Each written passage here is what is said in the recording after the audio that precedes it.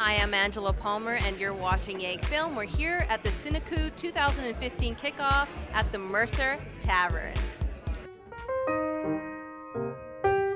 I am speaking with Mr. Bossman CEO Jay Joly. Thank you for talking with us. Oh, it's my pleasure. Thanks for coming down to cover our little networking event here in beautiful Edmonton at the Mercer Tavern, which we're very happy to be at. Yes, indeed. Can you tell us more about CineCoup and how it began? It was a crazy idea. It actually started in a place very much like this. So I have another company that's kind of does like a digital agency that builds a lot of like second screen stuff for like TV and film called Dime Rocker. And it was one of these trips to Toronto because, as you know, in Canada, like 90% of English language media is in Toronto. Yeah. And I actually worked in film in Toronto and for probably about almost close to 10 years before I moved to Vancouver. So I've lived all over Canada. And it was, inevitably, in Toronto, it was about 3 years ago. It was, during the day I'd meet with my clients, and then at night I'd go out drink with all my indie filmmaker friends when I used to make films. Now I'm back into making films. And they would, and it was one of these nights, they're all sitting around the table and they're like, oh, it's so hard to get money, how do I get into theaters? Telefilm hates the kind of movies I want to make, or some other agent, I got these crazy ideas. And so it's like, because I was an entrepreneur, like I had started a company, I kind of had an entrepreneur's hat, and where there's pain, there's often opportunity. And being out of the film industry at that point for about 4 years, I kind of said, I wonder if there's more to this. And the more research I did, the more I realized this could be the best time there's ever been to be an independent filmmaker, because there's less barriers to entry, technology's been democratized, you don't have to ask permission, but you have to look at it through a different lens. And what filmmakers need to realize is, in a world like this, it creates more noise as more opportunities created. So the differentiator becomes talent and marketing. That's what's going to break you through. So I said, let's build a platform that gives them a destination, that helps them market, helps them use the social web, gives them that proverbial kick in the ass, so to get their team together and do in 90 days what would have taken them 5 years to do on their own, and really give them definitive goals and challenges that they work towards to get that up to $1 million in financing and guaranteed Cineplex. Okay, cool. So it's a competition, film accelerator. Yeah. What does the competition look like? Well, it's not that it's competitive, but it's not. It's actually, we're very much like a 1940s studio. We're like script to screen. Like so when you look at our process, like realize when you apply to telefilm, or if you go through a traditional process, it's very competitive, but it's done in a black box. So we said, well, this happens anyway, and let's pull the walls off the box and let the fans in. So that was our thing, and that's why people look at it like, because no one's ever seen that part of it, but really that 90 days is that development part where development execs in the old days would read your script, try and move it up the chain and do all this. But we said, let's just make it easy and let's create something. But from the time we greenlight your script, then it goes into normal production and then this really innovative marketing, and with WolfCop now, action figures and graphic novels. So my company does that too. So we don't stop at the financing. We're the ones that put the banking together, the bonding together, all those things you don't know how to do. We put the mentors together. So it really is like a script to screen and beyond. And now with WolfCop, we're getting ready to do WolfCop 2. So building that franchise. Yeah. That's so cool.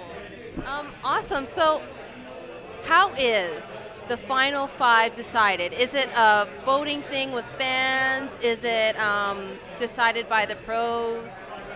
No, it's a great question. So fans have a huge decision make. So as you know, to be part of CineCoup, there's no big long application, none of that. It's just you need a team and you need a 60-second idea initially. and you need to fill out an application. And then every week you got another 60 seconds for 12 weeks to do. Your missions. Your missions that show off your creativity, help you market, and help you package your project. Yeah. And the missions aren't just online. Sometimes we ask you to go get a piece of, like go get written up in your paper. Go throw a party and meet your fans. And we track this stuff. So again, so the fans really, and the thing is we don't ask for scripts until you get to, I think it's the top 40 this year. Yeah. So this fans are, it's almost all fans that really drive, and then the script comes into play, and then the fans plus the script have a big part about it. So you have to have a good script. And then the next part is, so we see fans, script, and then we go, 15 of those, there's another vote, 15 of them then are given the option to get an option from us. So what means that we're really interested in your project, and we want the rights to be able to potentially make it, so we want to lock you down. Right. So then for a week, we put up 3 of the top lawyers in Canada. The 15 teams, they nominate one to represent them. Yeah. They go head to head with us to get their deal at the negotiating table. They learn about the business part. And then from there, we take the 10 that we up to 10 that we option, and then we go to the market. We fly to Cannes with those packages, and then we put them in front of the buyers, people who actually buy movies. So fans, script, and buyers help you get to the final 5. Wow, It's not just a popularity contest. There's a reason we do it this way. So, but the fans at the heart of what we do, like when we did a blind test with both ComedyCoup and we did it with, even if we had done nothing different, they were right. Wolf Cop was the one. Yeah. The fans unanimous, like as an aggregate, the audience is always smarter than we are. So they're like our number one priority. It's interesting that you brought up that whole popularity contest thing, because a lot of people do not like the voting thing. And, they say that it's unfair because it's a popularity thing, and the person that has more fans is obviously going to win. What do you say to that? Like, how do you... That's not true, no. See, that's with people that don't understand how... The votes play one piece of it. So the votes are what the fans, so the fans to earn, the votes represent influence. So the more that the fan engages, like all of that stuff we do every week where if you look at what we're doing with fans, is the votes enable the fans to have a stake in something. It's them like spending their money like they would to go to a movie. Yeah. They're basically saying, I just earned all this influence by spending hours and hours watching videos, and this is who I want to put my influence behind. Right. So some fans have 80, like they could have tons of votes, like the super fans or those whales, and some fans have 2 votes. Yeah.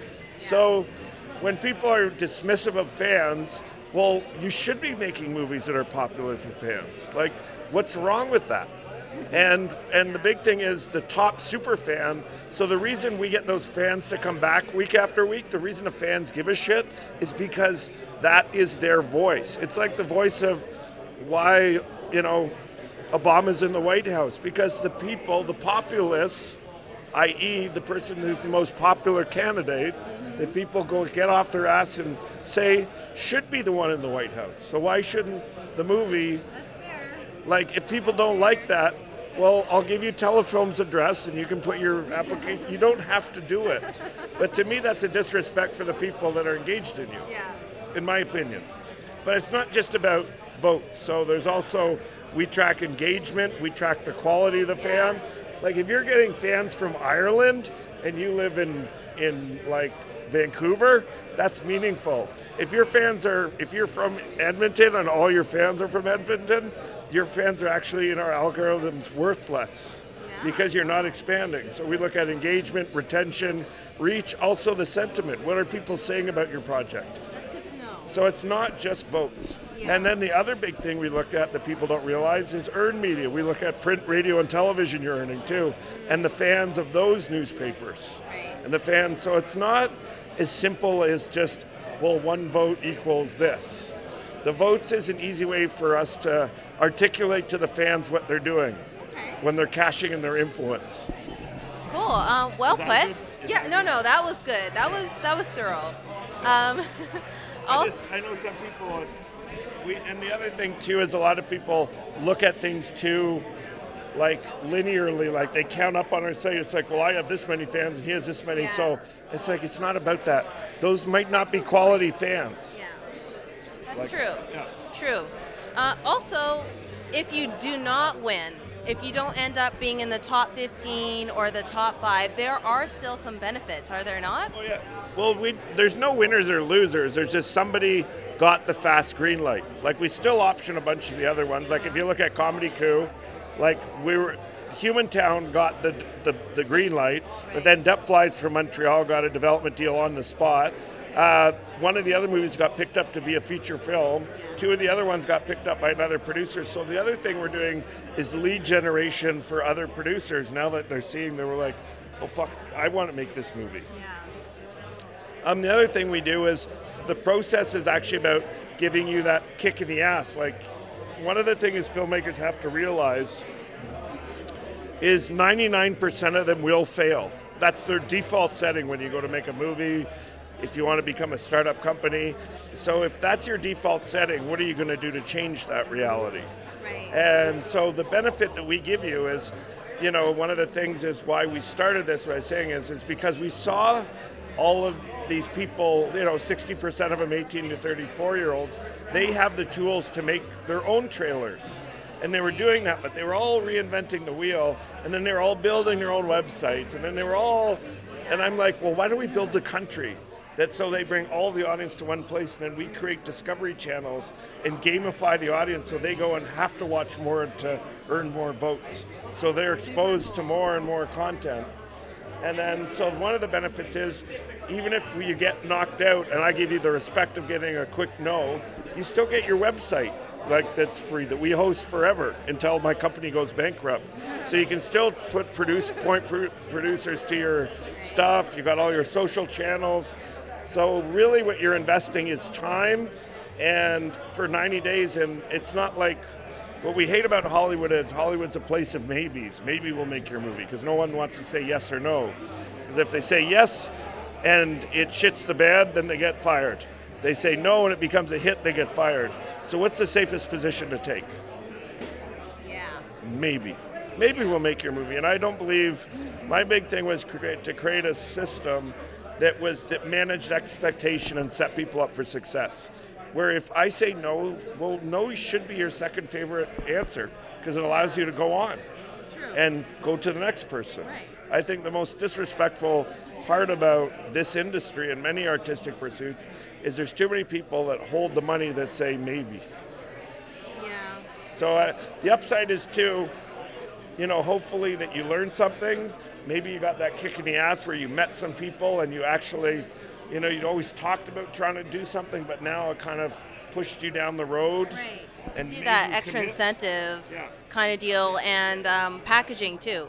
Yeah, and teaching you how to package. Some people said, oh my God, I learned about social media. Some people were like, became addicted to fan feedback. They were like, I've never been able to, I didn't realize how valuable this was to my creative process. So, and there's a lot of people that said, you know, that it's not for them. And I said, this model's not for everybody. It's a lot of work, potentially. It's as much as you put into it and all that good stuff. Anyway, these are very long answers to short questions. That's okay. You're gonna. Thanks. I'm just happy that we're talking about this, because this is huge. I was involved in ComedyCoup and I loved it. It was a great experience. I walked away with a series that was ready to pitch. So that was a great advantage. And it's not just the filmmakers that walk away with something, it's also the fans. So tell us about the super fan. Yeah, so the super fans we incentivize, and we kind of turn it into like, that's the game. The competition is actually not the filmmakers, it's actually the fans competing because the top super fan, we fly to Banff to hear the top 5 pitches. So when we have, so they actually are there asking the questions and pulling questions off Twitter.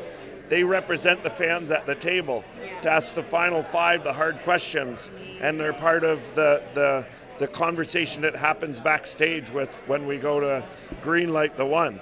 So that's what they're getting. You know, if nothing else, they got a trip to Whistler for ComedyCoup or a trip to Banff, and to hang out with the people that they love and support.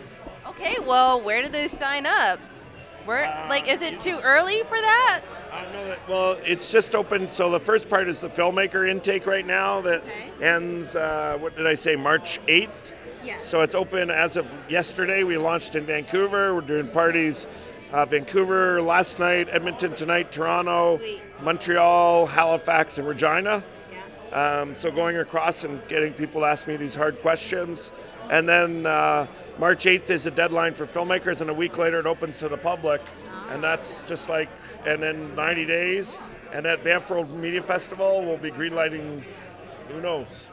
Awesome, cool. So where can fans sign up to support their projects? Nice thing about this world, just write CineCoup in your search engine, and we're right at the top. And if you put Film Accelerator, Google it. Just Google it. You don't even have to. Cine like cinema, C-I-N-E, and coup like coup d'etat, like C-O-U-P. So CineCoup, or just type Film Accelerator because we own the SEO on that too. Okay. Awesome. Thank you for talking with us again, Jay Joly. No, is it Jay, like just Jay, or Jeff? Like Jota, like in Spanish. Okay.